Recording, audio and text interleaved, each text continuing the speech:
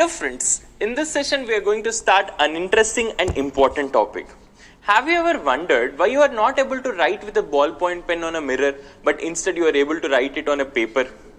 Have you ever wondered why the sole of your shoes, the markings on your shoe sole are wearing off after some time of usage? Have you ever tried this, like pulling or pushing a heavier block on a rough surface and found it difficult compared to pulling or pushing it on a smoother surface?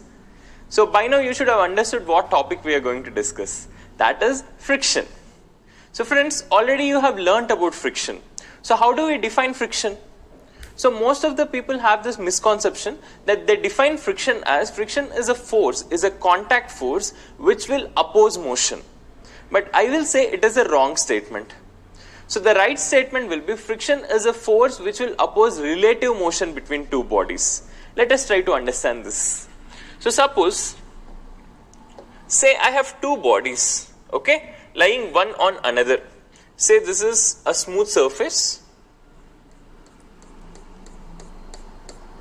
and on the smooth surface there are two blocks placed.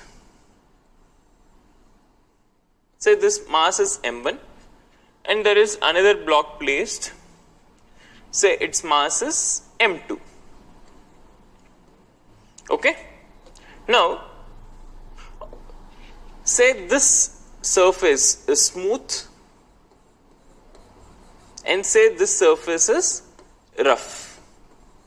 Okay, between blocks m1 and m2, say the surfaces are rough, and say between m1 and ground it's smooth surface. Now if I try to exert some force on this block m1 in such a way that they both move together, it's possible, right? They both can move together. So I am exerting a small force in such a way that these two blocks are moving together. Now let us try to understand friction, right? Now, if I talk about mass m2, it is moving forward, correct? Means it is accelerating. So these two masses will accelerate definitely. So because of which force this mass m2 will be accelerating? What other force is there? Its possibility of sliding will be backward if there is no friction between them, right? It will slide backward. So to avoid that, there is some friction acting forward it. So on it, only friction will be acting in forward direction. So clearly, is friction opposing motion of m2? No, it is supporting the motion. No, friction is in the direction of motion of m2. So we cannot say friction opposes motion. It is wrong. Friction opposes motion is a wrong statement. Okay, clearly you can see friction is supporting motion also. Now, the other statement which I said is friction opposes relative motion.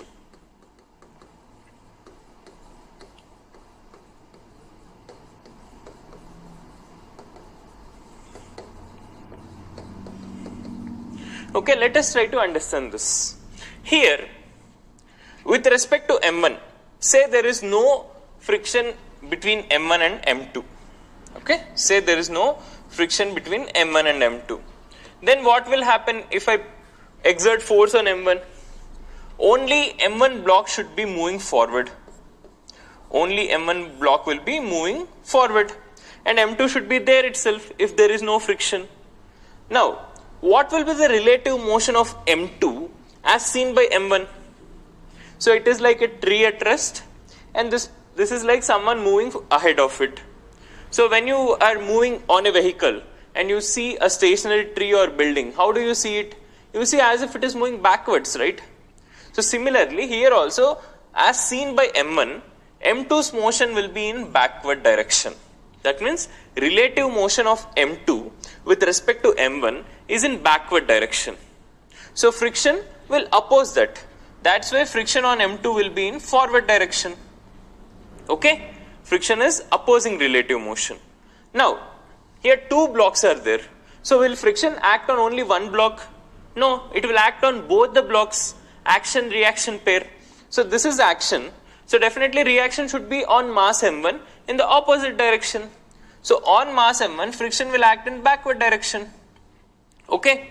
Now let us try to understand this also. What is relative motion of m1 as seen by m2? m2 is at rest and m1 is moving forward. So as seen by m2, m1's motion is in forward direction and friction should oppose relative motion. That's why friction is acting on m1 in backward direction. Okay. So that's why friction opposes relative motion is the correct statement. Okay, friction opposes motion is the wrong statement and friction opposes relative motion is the correct statement. I hope you got this. Relative motion of m1 with respect to m2 is in forward direction. So on m1 friction acts in backward direction. And relative motion of m2 with respect to m1 is in backward direction. So friction on m2 will be in forward direction. So action reaction pair is acting, right? So that is the thing. So friction opposes relative motion. Now, how do I define friction? So this is one characteristic that friction opposes relative motion. So how can I define it? So we can define it like friction is a force which comes into play when two bodies which are in contact tends to move or actually moving with respect to each other. Like if two bodies are there, if they are trying to move with respect to each other or actually moving with respect to each other, then friction comes into play and friction opposes relative motion, right? So that is how we define friction. So from that definition, based on that, if I say there is a block of mass m resting on ground, okay, it is at rest, then what will be the friction acting on it? Nothing, because it is not tending to move with respect to the surface. Definitely on it weight will be acting and normal reaction will be balancing, right? But it is not tending to move with respect to surface. If it is not trying to move, then there is no friction. So friction acting on this block will be 0. Okay. So that is the idea. So I'll repeat again the definition of friction. So friction is a contact force which comes into play between two bodies in contact when they tend to move or actually moving with respect to each other. And friction opposes relative motion, right? So that is the idea. That is the definition of friction. Next, what are the factors that affect friction? Let us try to understand. Next, first one. The first factor that is affecting friction is nature of medium of contact between two bodies. So basically you would have understood this, like if there are two rough surfaces, then there will be greater interlockings between them. And if surfaces are smooth, then the interlockings will be lesser. So if the surfaces are rough, then there will be greater friction. If the surfaces are smooth, then there will be lesser friction, right? So that is the idea. So friction depends on nature of medium of contact between two bodies. So I have taken this example. So everyone knows him. Michael Jackson doing his moonwalk. So say you are trying to learn moonwalk. So which will be easier for you to learn on what type of surface? Will it be easy to learn on a rough surface or will it be easy to learn on a smooth surface? Obviously on a smooth surface, their friction will be lesser, so you can easily drag your legs, right? So that is the idea. So friction depends on nature of medium of contact between two bodies. Next, normal reaction. Suppose there are two bodies, okay? One which is empty and the same body if I am filling it with some material, then which one will have greater normal reaction? Obviously the one which is filled with material, right? So here the interlockings will be lesser. Here interlockings will be greater because there is greater force which is trying to press the body towards the ground, right? So that's why we say friction depends on normal reaction. Here friction will be definitely lesser if I try to move it. And here friction will be greater if I try to move it because here there is greater normal reaction, right?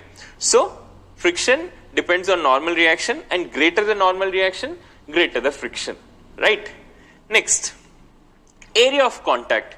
Say this is same material kept on three different faces. Like say this is a body. I kept it on one face like this, another face like this and another face like this. In all the three cases, friction will be same if it is trying to move. Okay. So from that I can say friction is independent of area of contact. Friction is independent of area of contact.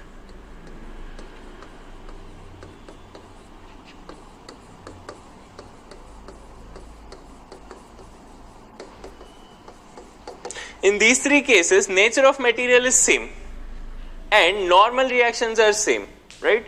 So if they are trying to move, friction also will be same. It is independent of area of contact, right? So that is about the factors affecting friction. Next,